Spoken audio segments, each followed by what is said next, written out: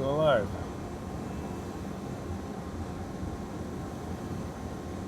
There's the go live button.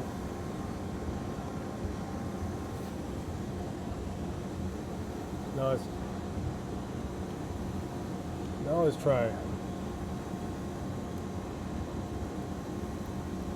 Testing. Let's do speech chat. Let's see if that works.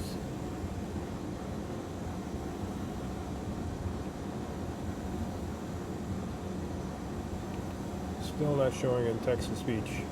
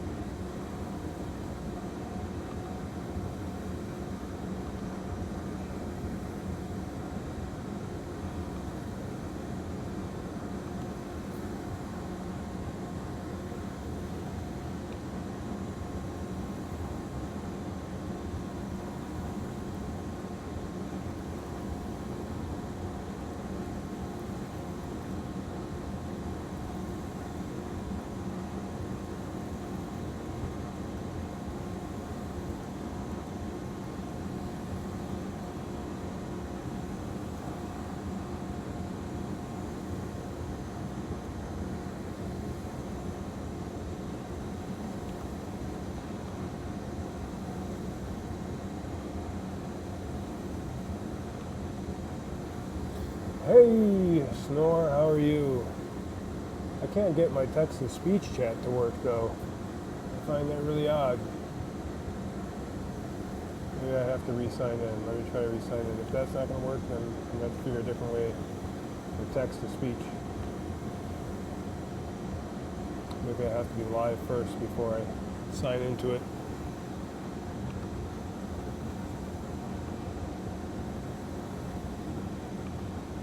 There we go. Now it says I'm live. I said. All right, type something again. Let me see if it works. I can type something, but I want you to type something. There's a delay to this. There's definitely a delay to YouTube. I'd have to turn on low latency, but I don't know if that means that it has to. I'd have to end the stream to do that, I guess.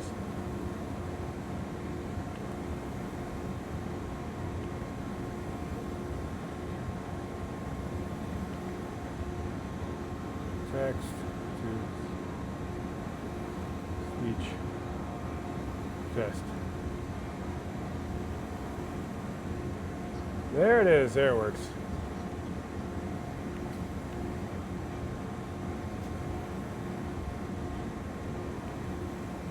Yeah, there's definitely a delay to streaming on YouTube. I know I can set it to low latency, and I'll have to try that next time. But, all right. Well, I'm going to make a couple pieces while this is going on. Let's see how it is. I still haven't gotten chat set up to be on the stream or things like that. We'll make a vase or something. Just had to turn this up because it was kind of cold. 30-second delay. It's on normal, well, I think it's on latency.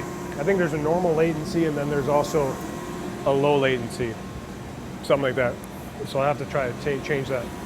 I don't want any latency, it's definitely true.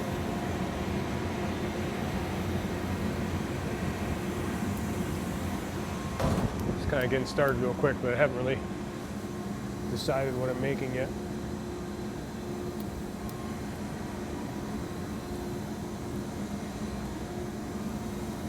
Just gonna make a couple things just to try out the stream, see how it goes.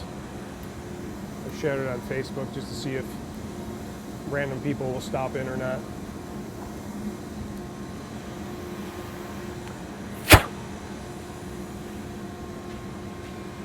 Just wanted to give it a test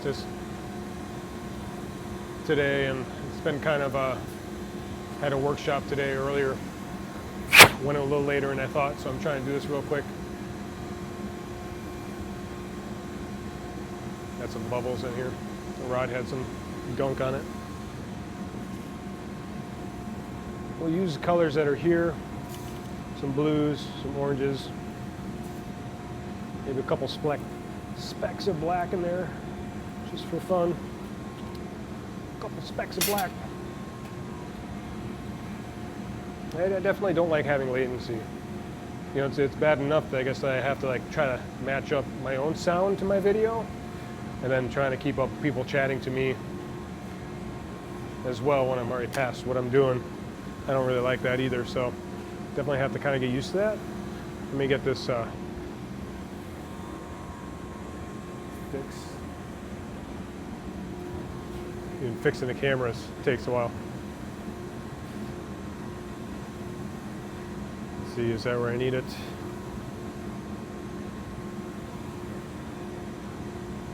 I want you to be able to see what I'm doing.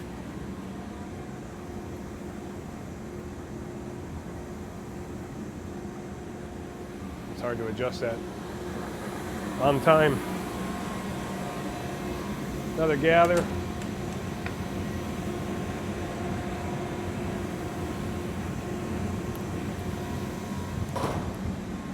Get some color on there.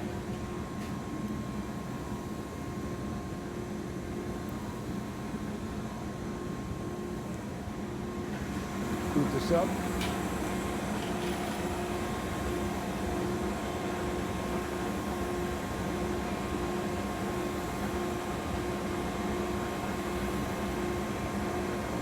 We'll do a stream, then when I go to dinner, I'll kind of go back and rewatch this and see, kind of compare what this looks like to Twitch or not, which one I like better.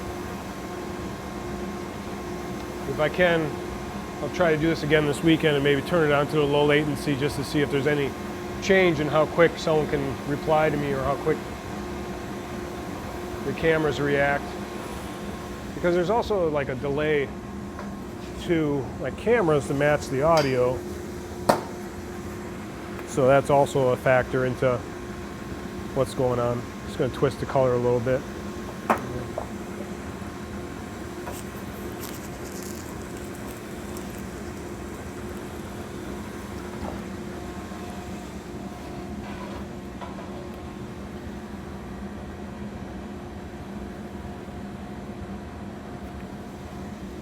Make some smaller size vases.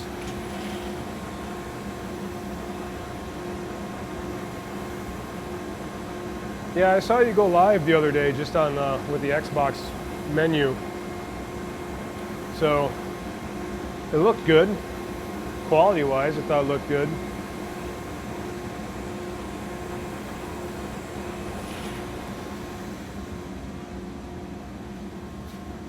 I just kind of feel like more people can find my stream.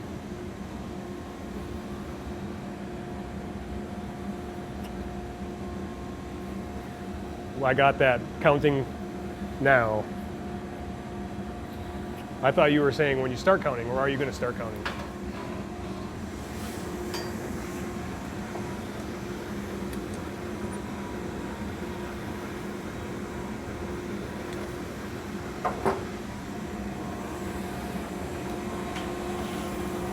The way that you test, that we do in news when we're doing like TVUs and things like that, the producer, which I'll call you the producer, because you're the one that's kind of like seeing how much delay it is for you.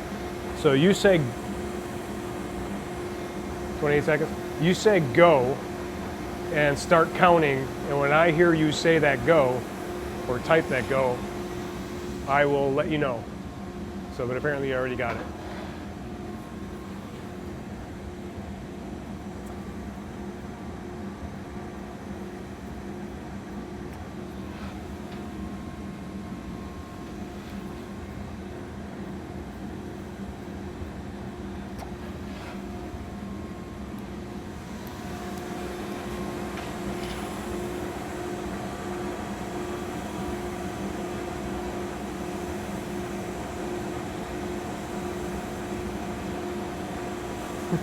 LOL.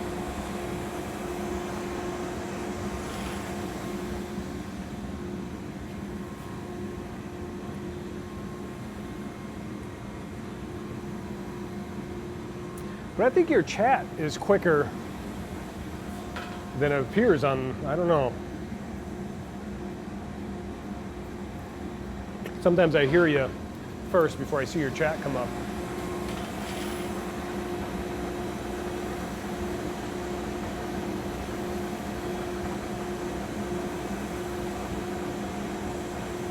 Yeah, I'm gonna try another low latency or something like that. Something shorter. Because this is just normal. I didn't change any settings, so whatever it's standard on. Yeah.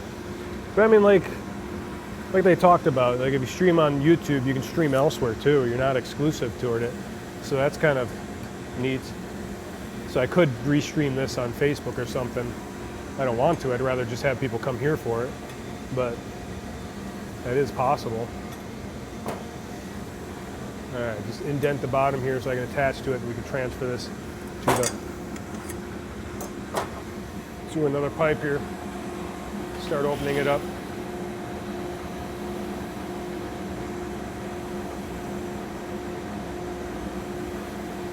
So I never liked the delay when I see people have delays on their Twitch stream. I never liked that. I mean, it's not something that deters me from watching them, but it's just kind of annoying when you're trying to say something and think that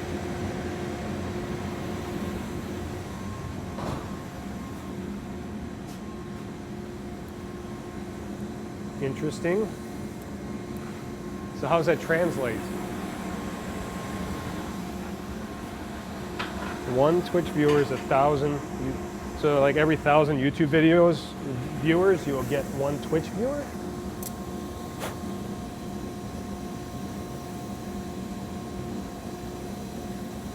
I would think too, just because like if I share the stream, it's easier for people to stop in and be like, hey, let's check them out, because it's YouTube. I don't have to have an account. I don't have to be on Twitch or the chat or I don't know, because everyone has YouTube accounts already.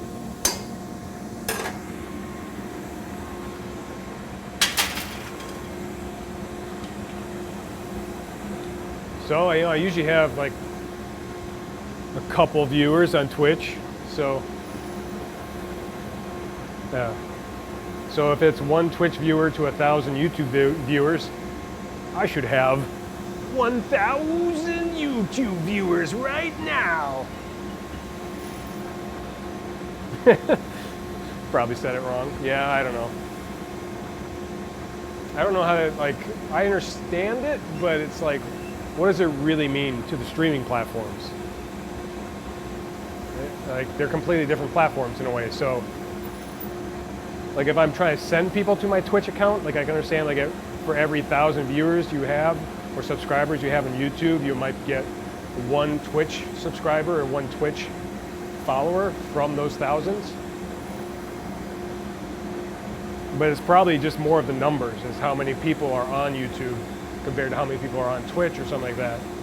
There's probably more people on YouTube, so for every one person on Twitch, there are 1,000 people on YouTube, is my guess. What that means.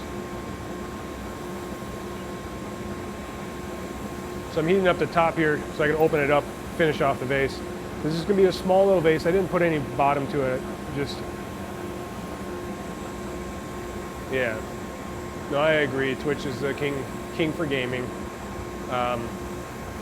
It has art on it. I'm not going to lie. I mean, like the art community is pretty decent on Twitch, but it's hard for your community, I think, to be found on Twitch as an artist or as anything really. But I don't know about YouTube, how it's able to find, how people are able to find me. I guess if you're looking for glassblowing, if you type in glassblowing in YouTube and try to see what's going on, if I come up first, I have no idea.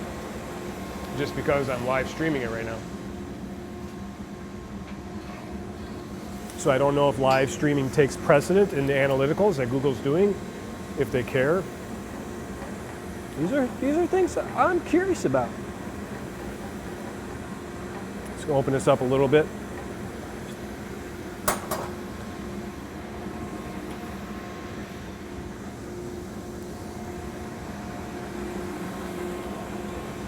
For RDR, Red RD, R2, yeah. Getting the abbreviation messed up. Yeah, I have no idea. I'm gonna have to check out YouTube Gaming and just like search for something and say, okay, I know people are live for Fortnite, they're probably live for PUBG or whatever. So if I search for those, if I search, PUBG live stream, does the live stream come up? Or if I just search for PUBG, will the live streams take precedent over normal channels, which I don't think it does unless you are like specifically looking for it. Or if it just shows you who you're following or subscribing to on YouTube as a live, those people will show up first as live as opposed to like all the videos that are out there.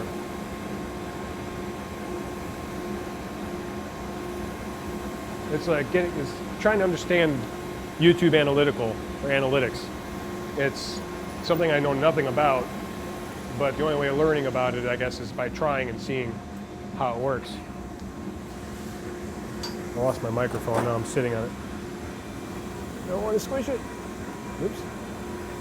Now we're going to open this up just a little bit.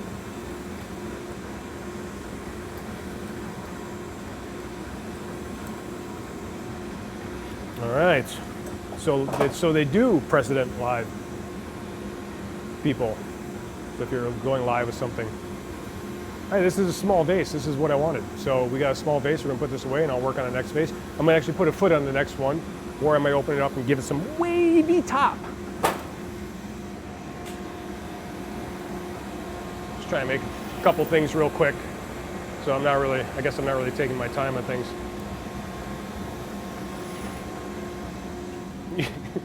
In the world. Well, that's cool, but I'm assuming like after I do it a while, people will be like, hey, I can do that, and they'll probably do it too. But I'll continue to try to make my stream look really cool if I can. Right now, it's not cool. It's just a bunch of cameras set up. So I'm chilling the bottom where the pipe is attached to the bottom, and I'll break it off and put it away. So I'll clean that up later. And just by breaking it off, actually what I mean is just where it's attached, it'll disconnect from the bottom of the vase, and I can put it away in the annealer so we can anneal it. Pop up. Well, I don't know if phone really shows live as much because it's really just the one stream of videos. I don't know how they would show the live videos on the phone. That's sad because I think like a lot of people are using the phone to watch things.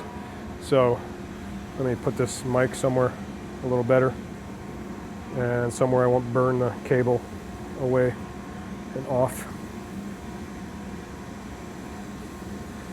But I figured I'd give it a try.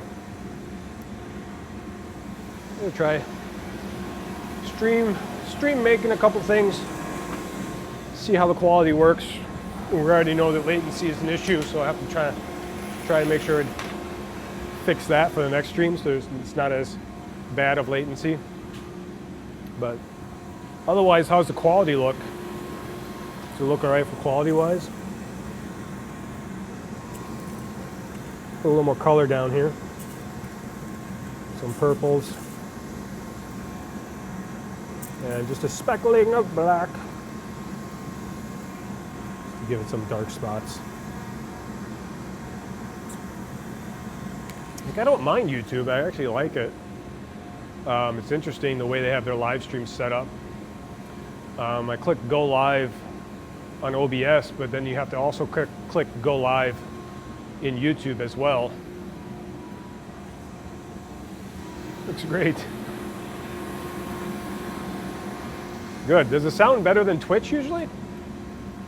Because I wonder if it doesn't compress the audio as much. Yeah, and I hear you on my text-to-speech thing before I see your text come up in chat, which is weird.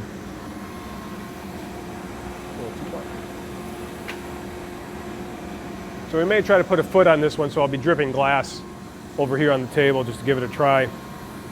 So I can kind of demonstrate that. And then hopefully I'll open up the base as well, kind of flute it open, spin it open, and kind of give it a wavy top. Excuse me. Get this color mixed up and ready to go. Then we'll go home and we'll have dinner, cooking hot dogs. Yeah, I'm just curious about the background noise, but at least I'm not having the Mickey Mouse voice. I'm assuming that's still possible. Yeah. That's good, because audio to me is important, especially up here when I'm dealing with all this background noise. So if I can sound better in front of all this noise, that's a big plus to me. So the fact that YouTube might sound better by the way it processes the audio, and that might be part of the latency issue too. If I get rid of the latency, it might compress more, so it's not having as much of a, because like if you give latency to it, then it has time to compress or like give a better quality to the stream. So if I get rid of that latency, it's possible to stream or audio might sound more like Twitch without the latency. So I'll have to give that a try and test it out. So I'll definitely have to save this video for later and save it on my hard drive or whatever. And then once I do the no latency test, compare the audio and compare the two and make sure, and I'll have to try to keep everything the same as much as possible. So I'll have to bring everything back.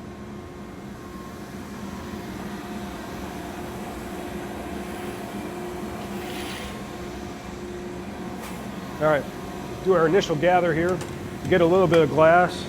This is where we're going to start our bubble with this. We'll marver it, smooth out the edges. Okay, it's got a little bit of glass here. Go to the marver, round it off. This chills the side, so when I blow the bubble will go up instead of expanding out of the sides too much. Helps to keep the bubble even. Just round that off.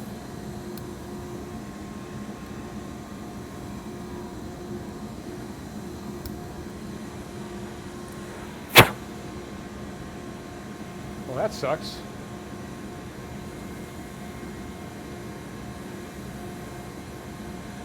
Let's see if I can get it. So I'm going to puff a little air in there, cap it with my thumb. I was going to try a stream tonight. Probably back on Twitch and continue the Octopath Traveler.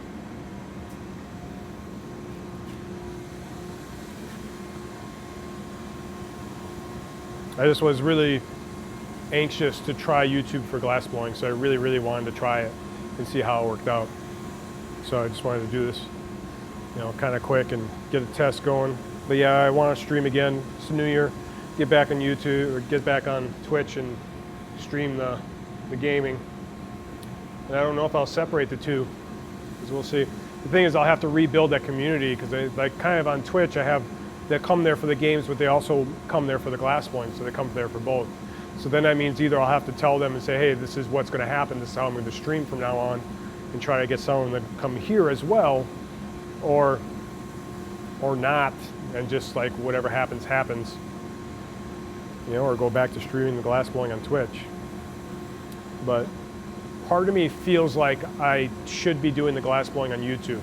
I should be pushing the glassblowing on YouTube and pushing the gaming on Twitch.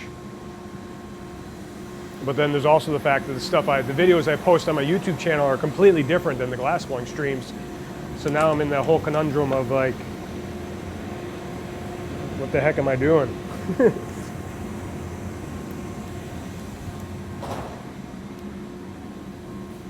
But if my family wants to check out my glassblowing streams, my aunts and uncles, family, friends back at home or whatever, it's a lot easier for them to come here on YouTube and see it than it is for someone to go to Twitch and watch it.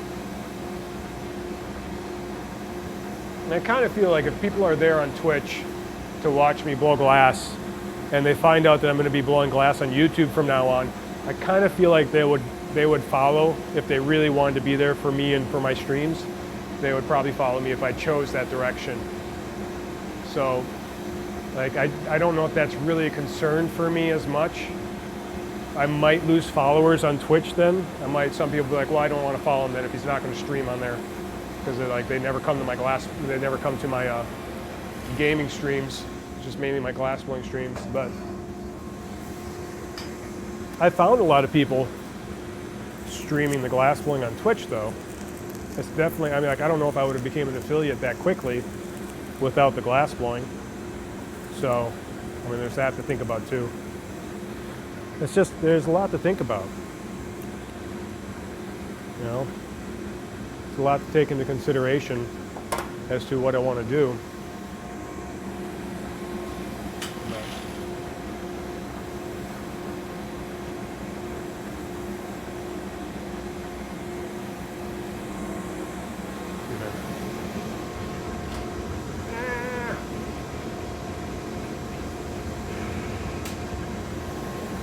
Try to turn that up just a little bit. I think I turned it down too much last time.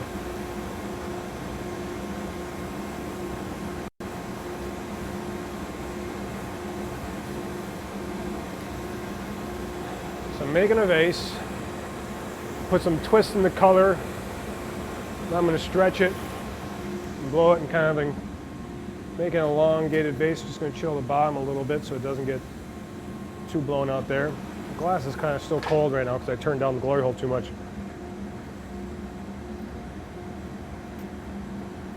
Blow that. All right, heat it up again, stretch it and blow it. Continue that process a few times, get to the length that I want. Keep working on it. Another thing I'm curious about as far as for YouTube wise, streaming on it, is, you know, you talked about the analytics, so I wanted to see how the analytics work for YouTube for my stream. We'll definitely go over that.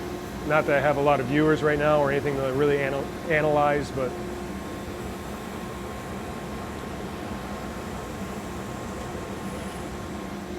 all right. Another one that you might look at is DaVinci Resolve, I think. It might be more of a one-time pay.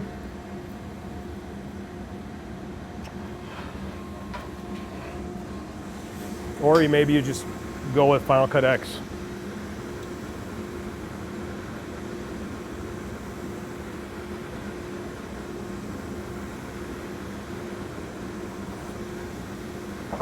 Paying 20 bucks a week for someone else to edit it. It's a lot of work. It's a lot of work to edit a video. And I've been looking at it and I was like, oh, I should have done an end of the year, like end of the year stream or something, like a video for YouTube, like my first year on Twitch or something like that. But I didn't collect all the videos.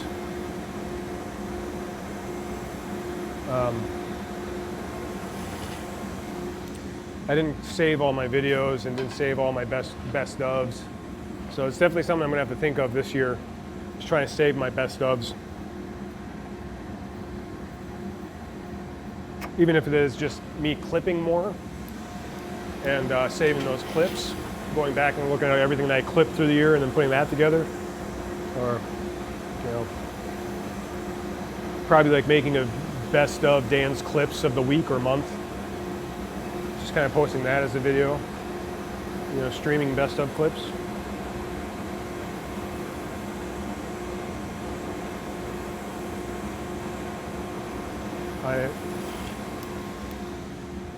Yeah, I think it's going to be hard to find someone for that cost unless they really, really want to do it for like the first time and get something to do.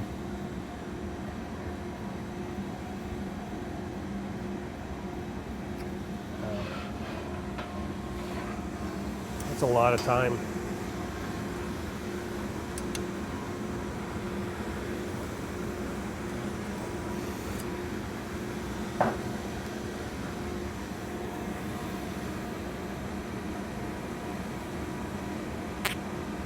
It's got a pretty thick bottom, but that's okay because that's going to go into the foot I'm just about to make. So I'm going to gather some more glass, let it drip on the table there, and then we'll put it on the bottom of this as a foot. I don't want it to be too big, so I'll try to do it as a smaller rod here. And do one gather. just to charge it. And we're going to gather again. Should I get more glass on there?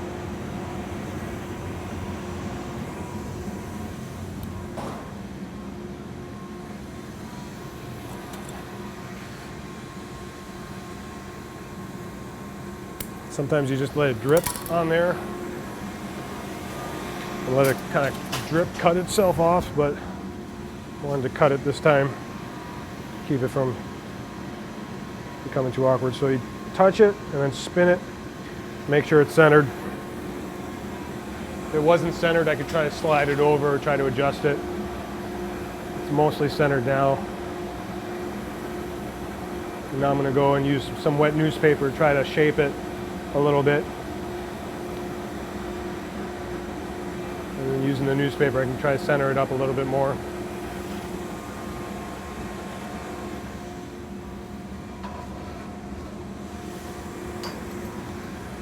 I can shape this foot with this wet newspaper.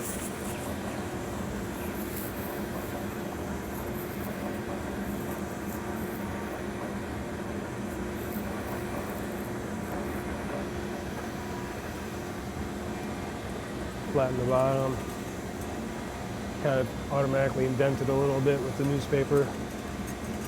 Gonna heat it up, try to even out the heat a little bit, let the foot cool and the piece warm up so they get a little more even. Got this giant fan blowing on me to keep me cool, and sometimes it's blowing right on the piece. I'm gonna hang it up, and I don't really want that.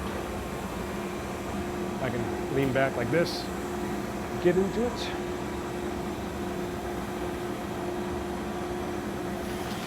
All right. Some heat into it, hang it up, get a new punty. I'll transfer it to this rod, and then we'll start to open it up.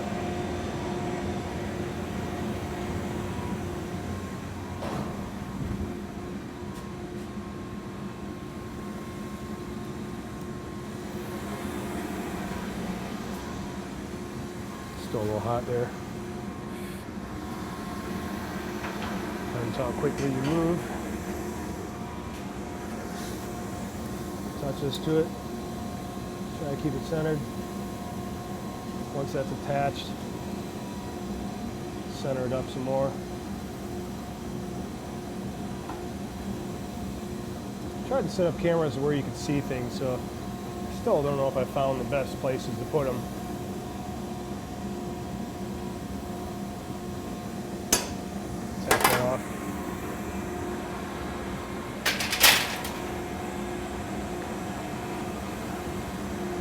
Be careful of the fan. When you're breaking something off and coming back to the heat, and go through that fan.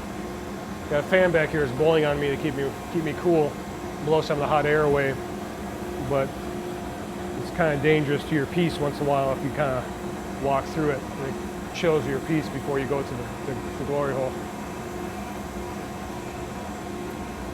You just got to be aware of it, aware of how it's going to affect your heat.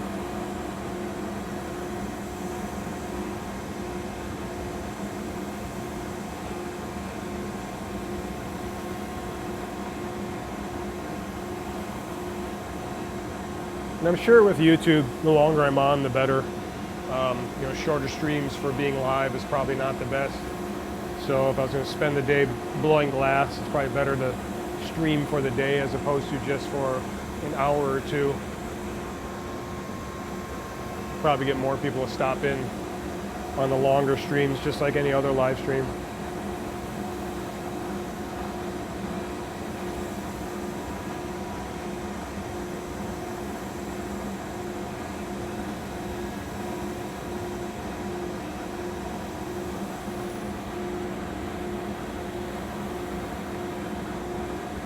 The only other thing that I have to worry about is if I try to download this video to compare it to the other video on the latency, it's probably going to get compressed some just to be saved online. So I'm not sure if I'll lose some quality in the compression, so I'm comparing them, if they'll actually end up being compressed the same and just looking the same, or if they'll still look different based on the way they started off.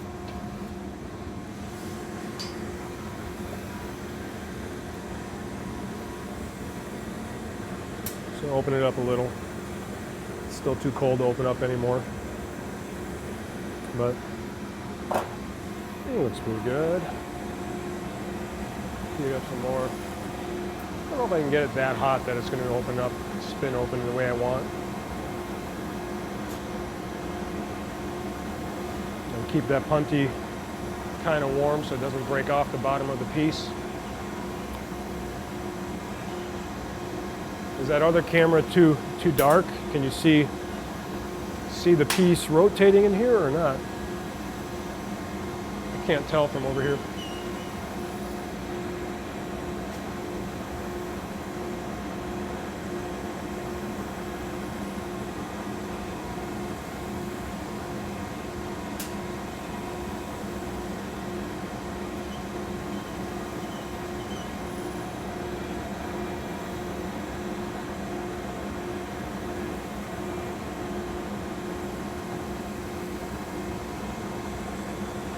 So you can just, that's true. I mean, you just press share and it automatically goes and shares the link.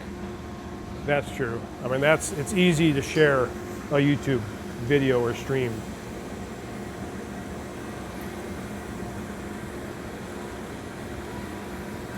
I want this to spin open, but I feel like I'm not getting this warm enough.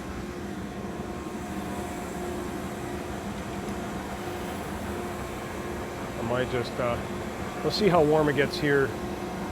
If I can't get it warm enough here, I'll just go with what I got.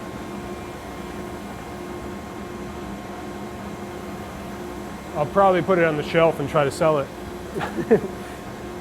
These little vases and stuff, they'd be a good giveaway to do. If I ever do stream giveaways, which I do want to get to. But this one, mainly, I would probably put on the shelf. I may try to put it on my Etsy store.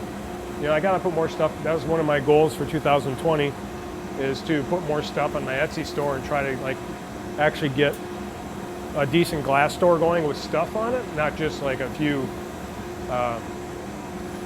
t-shirts and an ornament, you know. So maybe these little vases I might put on Etsy. But they usually sell pretty good here because people don't always want larger vases. The smaller vases seem to do pretty good too for the, you know, small hands and small flowers. When you got kids, they just want to get you a couple flowers. Small vases are pretty decent for that.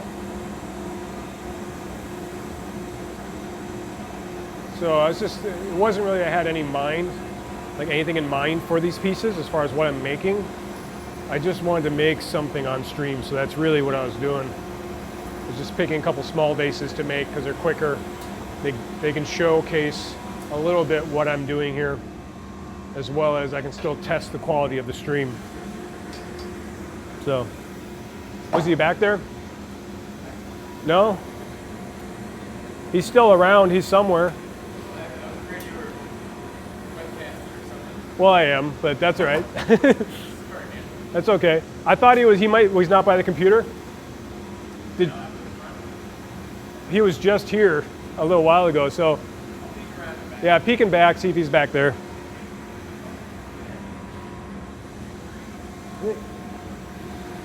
I think I'm gonna stop.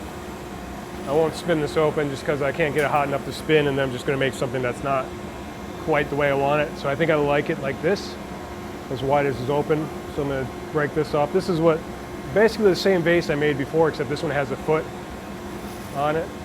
I think, you know, when you put a foot on a smaller vase, it makes it look more like a vase than if you just kind of like, sometimes a vase can look like a unfinished drinking glass if it's not quite to the right shape.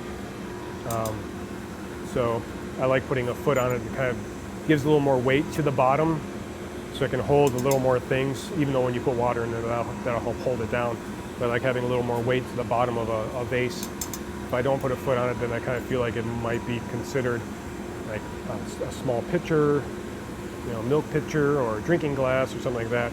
Even if it still has that shape to it.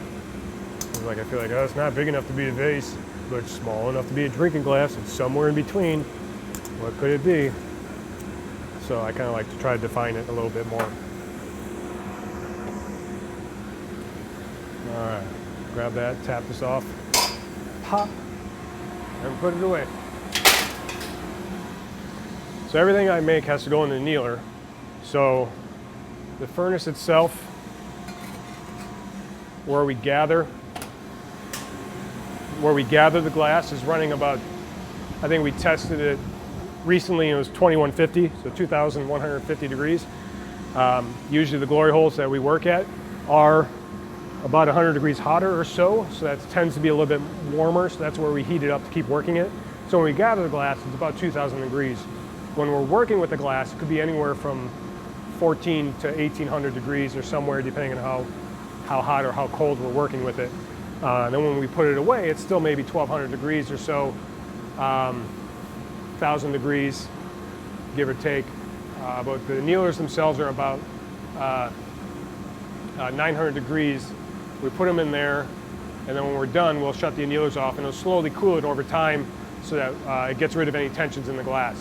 So the glass that we work with, if it's a different thickness or a different color of glass, and you let it cool just sitting out here, those colors or thicknesses can start cooling at a different rate and starting to pull at each other, creating a tension in the glass, and that's why your glass shatters if you just try to put it out here and leave it and cool it in the air here. So we have to put in the annealer. Annealer starts at 900 degrees. Over time, it'll slowly cool it to get rid of that tension so everything cools down evenly. So it goes through that process, and everything will come out tomorrow, usually about eight hours after we turn off the annealer or start the annealing process. So we continue to work, we keep throwing things into the annealers, and once we're done, we'll turn the annealer off, and then in about 8 hours or so, we can pull things out, and then you kind of wait another 12 hours or so, depending on how big a glass you have or whatever. You might wait 24 hours before you finish or grind off any sharp points or things like that. So it kind of depends what you're working with, how big of things you got. Giant pieces, like the annealing cycle, since we teach classes here, the annealing cycles we have on these things are mainly for like small paperweights and normal size vases and stuff like that. We don't work on large, thick pieces very much. So if we had something that was really thick and solid glass, we might have to change the annealing process to cool even slower, but a lot of our glasses or things we make are more of like a normal size kind of thing. So they can cool a little quicker and at a shorter annealing process. I'm going to do next is probably just make a paperweight to use up the rest of the color I have on the table here. So I'll try to pick up as much as that possible, make a paperweight, and just clean up the color that way. So I'm going to gather a little bit on the rod here, and I want my first gather to be a little bit more glass on there, so I can put the color on that. So I'm going to let this just kind of what they call air marver. So we just kind of keep turning in the air here until it kind of gets that normal roundish shape just from turning it and keeping it consistent. And then I'll gather on this to gather more glass. So I could marver it on the marver, shape it out, and then gather on it.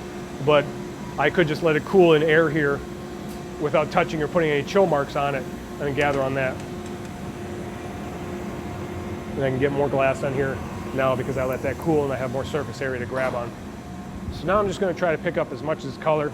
I'm not going to roll it as much, I'm going to try to put it on both sides as much as possible. I won't get everything, but I'll just pick it up at the edge. Like I said, I wasn't going to. Now I'm going to heat this up. So now I got like color on both sides, clear in the middle. Just separates the color a little bit. And what I'm going to do is just kind of give it a twist, so when I cover this again with more clear, it'll kind of look like it's a wave of color inside there, kind of flowing around in the paperweight.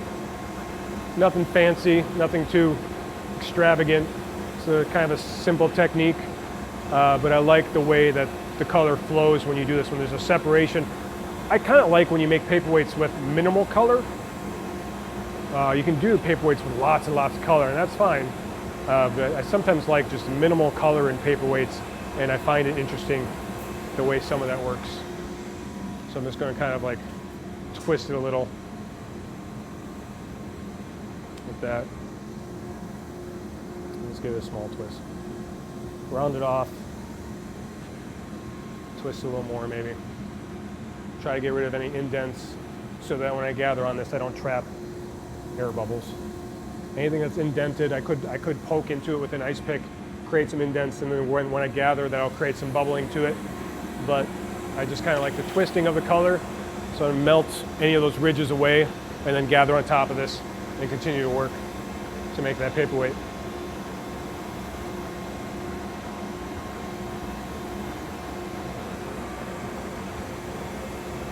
And if you're new here, I'm testing out YouTube. If you're new here and you want me to stay streaming on YouTube, the glass blowing, as opposed to streaming my glass blowing on Twitch, let me know. I definitely take that in consideration. I'm kind of like testing out where I want to stream my glass blowing at. I am by no means a master of glass blowing. It's just a hobby of mine, but I enjoy streaming and I enjoy sharing it. So I will learn as I go on YouTube and anyone or Twitch as I stream. So if anyone wants to kind of watch me grow in glass blowing, subscribe, follow, all that stuff. You can see where I go from here. That's enough self-promotion. That's enough of that. All right. I'm bad at self-promoting. Sometimes hate it. Anyway. So we got around. I don't know if you can see it in the GoPro here, but it's got a nice little twirl to it. I like it. I like that twirl. So I'm gonna let this cool. I'm gonna gather on top of it. Something keeps falling down. It's good. I think that's my mic sometimes. So it's almost like two little twists going up, they're swirling around each other. When I gather on this, it's going to magnify that as well and make it look like it's more suspended in something like, I don't want to say liquid, but it's suspended in that clear. And you'll see, hopefully you'll see from here, once I gather on this, you'll see it a little bigger or larger. Everything when it's hot, no matter what color you have, when it's hot, looks orange. And just all the colors will just look like a different shade of orange. So when you're trying to see what color and how you apply things, you won't always see the color until it cools down a little bit. So you can kind of start seeing the blue and the blacks coming back in as it cools, all that stuff. But sometimes things look red, but really that's the orange. You never know, or purple.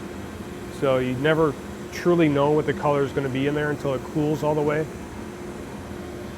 This is cool enough.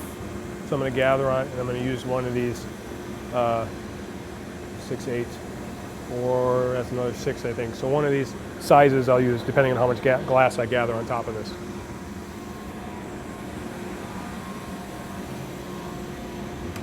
And we just switched to a new batch of glass. So I think we used to use Spectrum 96. But as far as I know, that one went out of business and it was coming harder and harder to find. So we switched to a new batch of glass. I don't know the name of it offhand. It's kind of the new Spectrum, I think. But so it's pretty similar. It seems like it stays hotter slightly longer, which is always nice. So it's something you have to get used to again. It's still compatible with a lot of the colors that we have. So then we don't have to rebuy a bunch of colors. So we have a lot of colors that we use, and we switch to a different coefficient of glass. We'd have to rechange all the colors that we have too, and that'd be ridiculous. So, all right, excuse me. So I'm going to start making a line here. I'm going to go heat it up some more, but this is where I'm going to make the bottom of the paperweight, and then we'll break it off. So I don't know if you can see kind of the way the swirls, color swirls, as I say.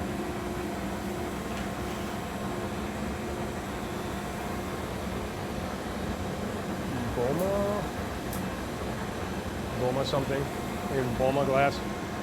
Yeah, there's different coefficients of glass. So, if I'm working on a torch, I might be using something that's coefficient number of like 104. We were using a coefficient of glass that was like 96. There's 98. I think there's 108. I forget what borosilicate is. That has its own coefficient, and depending on how close those numbers are together, kind of tells you how coefficient or how compatible glass is with each other. So you try to use the glass that has the same coefficient with another glass. So borosilicate has a completely different number than the soft glass that I'm using. So I won't be able to combine them because their numbers are way too spread out. But I forget what numbers they are.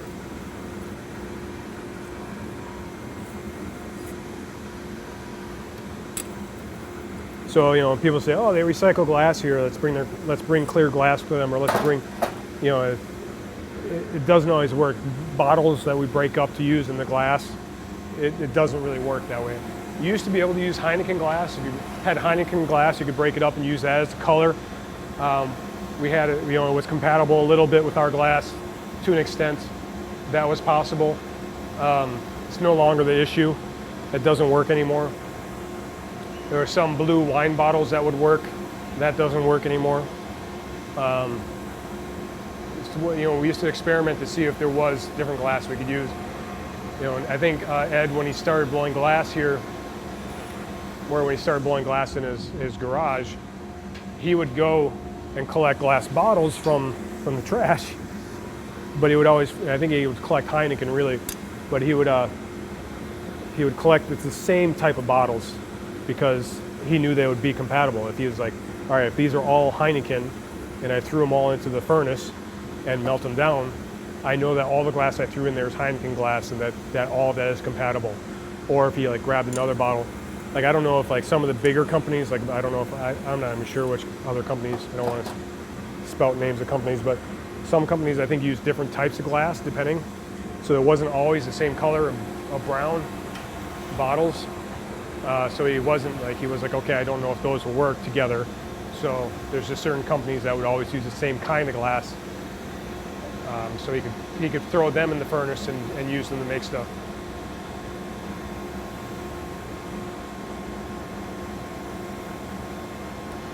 Yeah, I mean, that's going to happen. They're going to charge for paper bags. Plastic bags are so cheap, but you know, the problem is like we have our own bags that we would carry with us to the grocery store. We'd be like, all right, we have reusable bags. We'll take those with to the grocery store. The problem is like sometimes you forget to take them in. Sometimes you forget to take them with you. So yeah, then you like end up using. And most of the times I would always forget taking those with. And that's just the habit thing, I think. Because now I just got to get used to taking those recyclable things with. I think there's a lot of places that are going to be banning plastic in the near future as far as plastic bags go.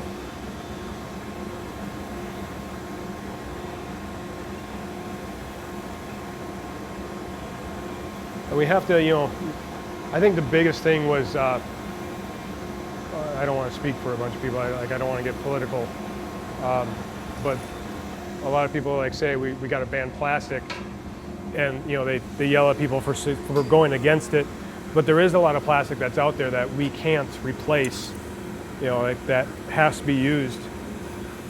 And I can't remember, you know, it's hard, like there are different things, like, you know, if we just broadly say let's ban plastic, it's not going to work. But if we say like let's ban plastic bags for grocery stores or something, that might be more doable. But we can't just be a broad let's ban plastic, because you know there's the hospitals use plastic for a lot of things, and so it's such a broad subject. So that's all I'm going to say about it. That's all I'm going to say about that. I'm not going to get into it. I don't want to get political. So this is the paperweight. It's done. So I'm letting it settle on itself, kind of indenting the bottom so it has a flatter spot to stay on. And we'll take it off. I'm going to set it down. I'm going to use a spoon and chill. Right where I had that line.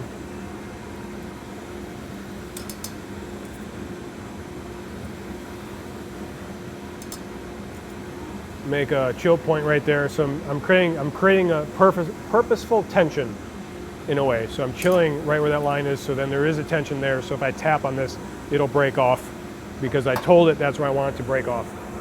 There is, you know, there's always a possibility other things could break. As far as the crack could crack or something if I let things get too cold, whatever. But I am creating a tension point there that is saying that's where I want it to break. So I used up the random color that was sitting on the Marver there. So that's one way of cleaning up your color without having to sit there and separate everything that you had mixed together. Just decide to use it in the paperweight, use it up, and get rid of it. And then you could possibly sell the paperweight or something as well. So you make another item, you clean up at the same time. All right.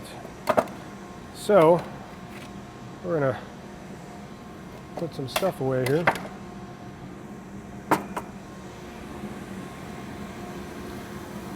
That's pretty much the end of the stream there. I appreciate everyone that stopped in, just testing out YouTube, seeing how it works. I really like how YouTube works for streaming, the quality of it, how the ease of shares that you can do with it. You can just easily share it, that kind of stuff. So I appreciate everyone that stopped in. I'll definitely go back and re-look at this video to see the quality. Oh, my camera shut off. Oh, that was me going in front of it. Never mind. There's a delay, so I see like everything go black, and it's like, oh, that's me walking in front of it. Subscribe to my channel if you want to see more of this. I do make some funny videos if you want to check them out, and random videos, a lot of different stuff. But otherwise, stop in on Twitch to watch some of my gaming streams for known as Combustible Dan on Twitch. You can stop in and check that out. But I'm done here. I gotta see what's going on this weekend. Hopefully, I want to try it again. I want to try streaming on YouTube again with low latency. So.